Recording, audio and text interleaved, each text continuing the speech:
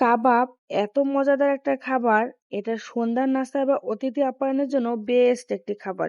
এটা যদি অতিথি আপ্যায়নে বা সন্ধ্যার নাস্তায় খান, আপনার প্রাণ মন একদম ভরে যাবে। এটা অনেক মজাদার।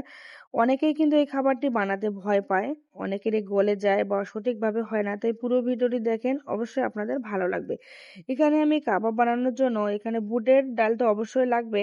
এখানে বুটের ডাল যেদিন আপনার বানানোর ইচ্ছা থাকবে সেদিন আপনি রাত্রে বুটের ডালটা ভিজিয়ে রাখবেন। তারপর এখানে সলিড মাংস নিতে হবে, যেখানে কোনো হাড় হাড্ডি থাকা যাবে না। সেখানে ওই মাংস নিতে হবে, গরুর মাংস বা মুরগির মাংস, যেটা ভালোবাসেন না কেন আপনি সেটা দিয়ে বানাতে পারবেন। তারপর এখানে কাঁচা মরিচ, পেঁয়াজ, লবণ, হলুদ, মরিচের গুঁড়া, ধনিয়ার গুঁড়া, জিরার গুঁড়া, গরম মশলার গুঁড়া, সবকিছু তেল পরিমাণ অনুযায়ী দিয়ে ভালো করে কষিয়ে পানি দিয়ে নিতে হবে, যাতে কোনো ধরনের পানি থাকে না, একদম পানিটা শুকিয়ে নিতে হবে। এখন এখানে আমার কাবাবটা হয়ে গিয়েছে, এখন আমি ব্লেন্ড করে নিয়েছি, আপনারা চাইলে শিলপাটায়ও বেটে নিতে পারবেন। এখানে তারপর কাঁচা মরিচ দিলাম, পেঁয়াজ দিলাম, তারপর একটা ডিম দিয়ে দিলাম। আমার কিন্তু লবণ, যত ধরনের মশলাপত্র দিয়েছি সবকিছু একদম পারফেক্ট হয়েছে, তাই লবণ দেওয়ার আর কোনো প্রয়োজন হয়নি। ডিম দেওয়ার পর একটু কিন্তু নরম নরম হবে, এখানে ঘাবড়ানোর কিছু নাই, একটু অপেক্ষা করবেন, দেখবেন ঠিক হয়ে যাবে। তারপরে এটাকে আরো বেশি মুসমুসে আর কালার আনার জন্য অবশ্যই আপনাকে টোস্ট বিস্কুট আর পাউরুটি মিক্স করে একটা ব্লেন্ড করে দিতে হবে। এখানে যদি পাউরুটি বা টোস্ট বিস্কুট না থাকে, যে কোনো একটা দিলেই হবে।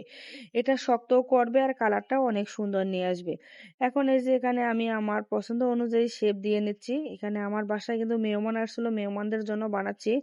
এখানে অনেক তাড়াহুড়া, কিন্তু আপনারা চাইলে আরো সুন্দরভাবে শেপ দিতে পারবেন। শুধুমাত্র খাওয়ার কথা, খাওয়া ভালো হলেই হইলো।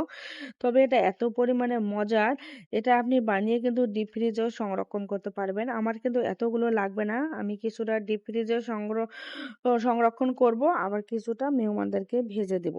তবে এটা গরম গরম ভেজে খেতেই বেশি মজা লাগে। আর এটা এত পরিমাণে মজা হয়, আপনারা বিশ্বাস করবেন কিনা জানি না।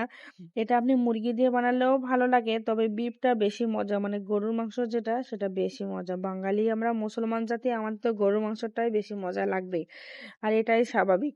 তবে আপনারা চাইলে এভাবে একবার বানিয়ে নিতে পারবেন, অনেক মজা হয় খেতে। আর অতিথি আপ্যায়ন এটা বেস্ট একটা খাবার, ট্রেডিশনাল একটি খাবার। এই খাবার খাওয়ালে আপনার তো প্রশংসা বেড়ে যাবে যাবে, আর অতিথিও অনেক বেশি খুশি হয়ে যাবে। তাই মেহমান আপ্যায়নে বা সন্ধ্যার নাস্তায় এই খাবারটি অবশ্যই রাখুন, দেখবেন অনেক বেশি ভালো লাগবে। যদি আমার ভিডিওটি আপনাদের কাছে ভালো লাগে, অবশ্যই লাইক কমেন্ট শেয়ার করে পাশে থাকবেন। এখানে চাইলে কিন্তু আপনার ডুবো তেলে ভেজে রান্না করতে পারবেন, মানে ভেজে নিতে পারবেন। এখানে যেহেতু যারা ফেসবুক থেকে লাখ লাখ টাকা ইনকাম করে, হাজার হাজার টাকা ইনকাম করে, তারা ভাই ডুবো তেলে ভাজুক। আমার যেহেতু তেলের যে পরিমাণে দাম, আমি দরকার হলে চুলার আঁচ কম করে দিয়ে হালকা তেলে ভেজে নেব, আমার সময় লাগে লাগুক, তাও তেল একটু কম করে দিয়ে আমি ভেজে নিচ্ছি। আপনারা চাইলে ডুবো তেলে ভেজে নিতে পারবেন। সবাই ভালো থাকেন, সুস্থ থাকেন, আল্লাহ হাফেজ।